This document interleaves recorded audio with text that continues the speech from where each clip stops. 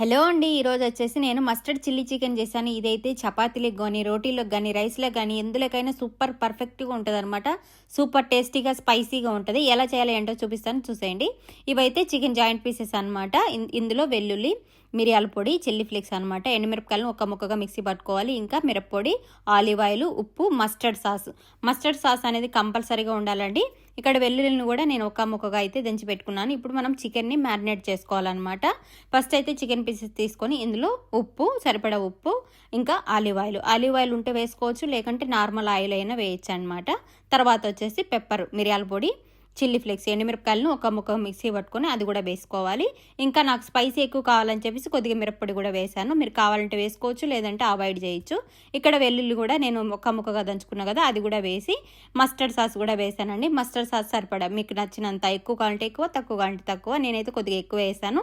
ఇంకా ఒక నిమ్మకాయ రసం కూడా పిండుకొని మొత్తం బాగా కలిపి మ్యారినేట్ చేసి ఒక 1 అవర్ అయితే ఫ్రిడ్జ్లో పెట్టేశానండి. 1 అవర్ కంపల్సరీగా మ్యారినేట్ చేయాలి. తర్వాత అయితే ప్యాన్ పెట్టుకొని ఆయిల్ వేసేసి మనం మ్యారినేట్ చేసిన చికెన్ కూడా వేసుకొని ఆ గ్రేవీ అంతా మూత పెట్టి ఒక 5 మినిట్స్ అయినా మనము ఫ్రై చేసుకోవాలన్నమాట. మగ్గించుకోవాలి 5 మినిట్స్. తర్వాత రెండు వైపులా ఇలా తిప్పుకుంటూ ఫ్రై చేసుకొని ఇందులో ఒక చిన్న గ్లాస్ వాటర్ వేయాలండి. వాటర్ వేసాక ఒక 20 నిమిషాలు అట్లే సిమ్లోనే ఉడికిస్తే మనకు చికెన్ బాగా కుక్ అయిపోయి బాగా ఫ్రై అయిపోతుంది అనమాట. చూసారా ఎంత బాగా ఫ్రై అయిపోయిందో. సూపర్ టేస్టీగా ఉంటుందండి. ఒకసారి కంపల్సరీగా ట్రై చేయండి.